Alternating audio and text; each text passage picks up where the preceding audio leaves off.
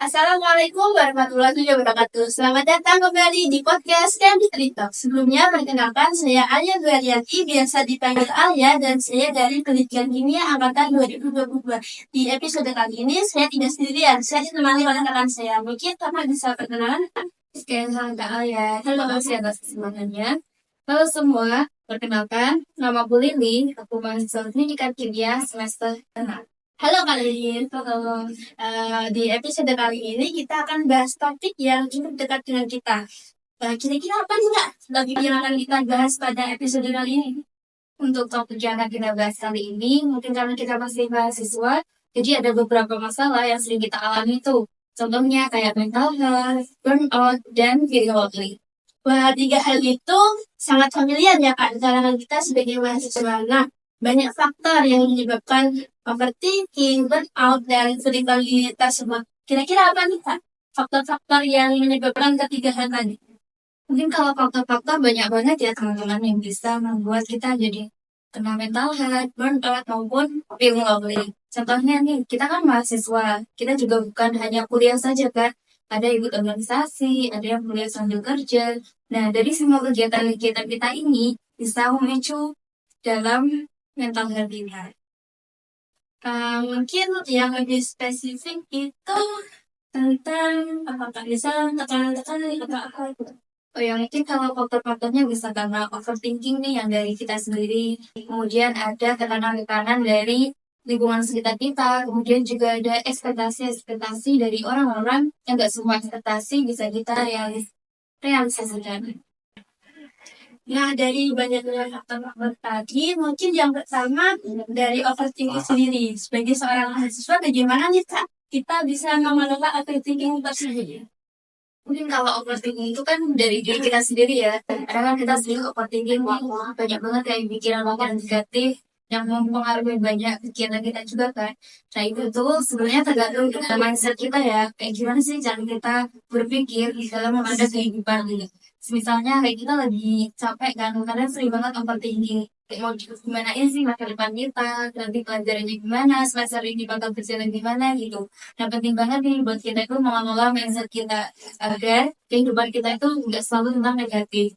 Jadi ya, apa ya, lebih baiknya itu sebelum kita memulai sesuatu, kita harus selalu berpikir positif gitu. Karena kita kan harus memulai hari dengan sesuatu yang positif, kayak mungkin, apa ya, ini loh, memberi apresiasi kepada diri sendiri. Atau mungkin setiap kita mau memulai kegiatan, bisa berdoa dulu, dan ditambahi kalimat-kalimat yang positif. Kayak, aku bisa, hari ini masih baik-baik saja, dan semua akan berlalu dengan sempurna.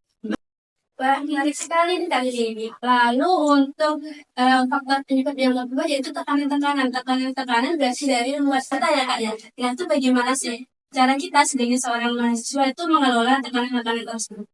Mungkin kalau cara mengelola tekanan-tekanan nih ya, kita kan sebagai mahasiswa ya, kadang tugas kita tuh nggak cuma kuliah, tapi juga ada yang dari organisasi, ada yang ikut kerja juga, kuliah sambil kerja gitu. Jadi tuh banyak banget gitu kan tekanan-tekanan yang nantinya bakal berdatangan ke diri kita gitu. Apalagi karakter orang satu ini. Apa sih itu kan yang gak enakan? Nah iya, orang yang punya kriteria people pleasure gitu ya, gak enakan gitu. Jadi dia tuh susah buat nolak gitu. Semua yang ditawarin ke dia tuh dia iyain karena dia gak enakan gitu. Jadi penting banget nih teman-teman buat mulai sekarang itu belajar untuk menolak. Kalau cuma kita kalau emang kita gak bisa, ya tolak aja gitu. Gak perlu memaksakan diri karena tadi gak enakan. Kan juga kita kan punya itu ya Kak Alia, apa namanya? Skala prioritas. Betul banget skala prioritas gitu. Jadi gunakan skala prioritas itu untuk diri kita sendiri sebelum memakainya untuk orang lain. Itu sih Kak Alia. Wah, menarik ya Kak ya. Nah, ini kan tadi dari luar, dari dalam kita itu ekspektasi. Bagaimana sih kita sebagai seorang mahasiswa itu mengelola ekspektasi kita sendiri gitu Kak? Oh ya, ekspektasi sih kadang nggak cuma dari kita sendiri ya, kadang juga dari lingkungan gitu. Kayak mungkin nih kita jadi mahasiswa, ekspektasi orang-orang kan mahasiswa itu bisa segalanya gitu kan. Bisa kan jadi apa tuh, kayak anak mesin, jadi dia harus bisa ngebengkel. Nah, selanjutnya itu ekspektasi ya Kak ya. Bagaimana kita sebagai seorang mahasiswa itu mengelola ekspektasi yang mungkin muncul dari dalam diri kita atau mungkin dari lingkungan kita sendiri. Oh ya mungkin kalau ekspektasi nih ya, kan kadang banyak nih orang-orang tuh sering nggak ekspektasi sama kita. Kayak kita sendiri kan, kita masuk bidang kimia ya Kak. kayak banyak banget gak sih orang-orang yang berpikir berekspektasi kita tuh mahasiswa pendidikan kimia berarti bisa buat bom, berarti jago kimianya, padahal nggak semua kan ekspektasi itu benar, dan kita pun nggak bisa merealisasikan ekspektasi mereka itu. Jadi buat perlunya apa ya, membatasi kali ya, nggak semua ekspektasi tuh, nggak semua ekspektasi orang-orang itu harus kita realisasikan gitu.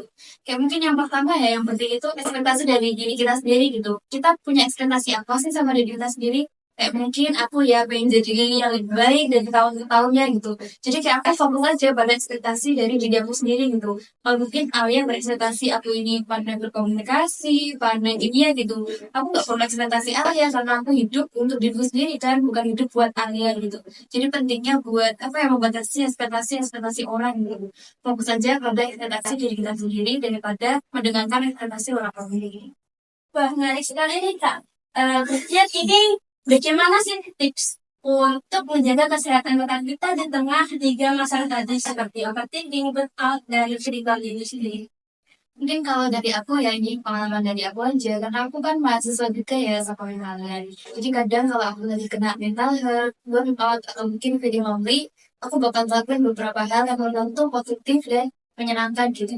Kayak yang pertama gitu, aku kan suka makan gitu, makannya pedas gitu. Jadi kadang aku beli makanan-makanan yang aku sukai, makanan favorit aku gitu, kayak sebelah, bakso, dan lain-lainnya gitu ya.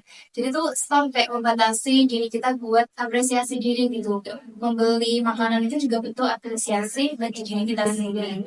Terus yang kedua itu ada olahraga gitu. Kan kadang kalau kita seharian nih full di kamar, itu kadang memicu overthinking gitu. Karena kayak di kamar gak keluar itu malah banyak banget pikiran-pikiran negatif yang muncul gitu tiba-tiba itu dibikin overthinking. Jadi kita perlu kayak olahraga kecil-kecilan ya, kayak meditasi, terus mungkin peregangan. Buat yang ini sih, yang K-popers, mungkin kalau kalian suka nari, ngedance, nah itu bisa sih. Di kamar kan nggak ada yang lihat ya, jadi kita bebas kok mau ngedance, nanya kecil kayak gitu. Gak masalah kan tantrum di dalam kamar kayak gitu. Jadi tahu jadi tambah happy kan, karena dengan dengerin musik, ngedance, nari kayak gitu tadi. Terus yang terakhir sih, ini penting sih, buat me time tuh.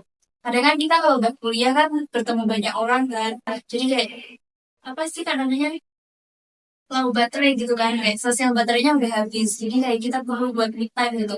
Nah itu kan mungkin nggak setiap apa ya, semua orang bisa me time gitu, tapi kalau me time versi aku itu kayak ya udah diem aja di kamar, nonton drakor, atau mungkin baca webpad, baca AU kayak gitu ya. Pasti anak-anak mental tahu ya, ini ada AU.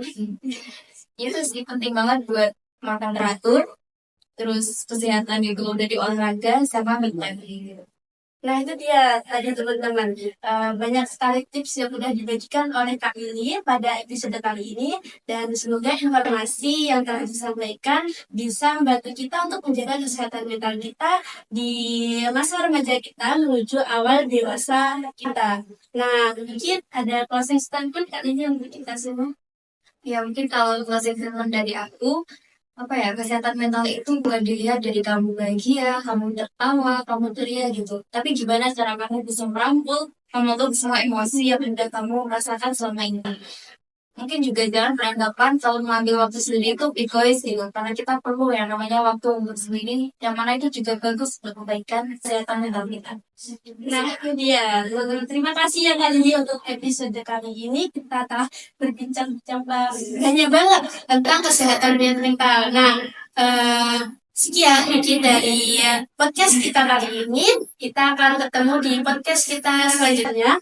Teman-teman tetap jaga kesehatan dan tetap semangat. Wassalamualaikum warahmatullahi wabarakatuh.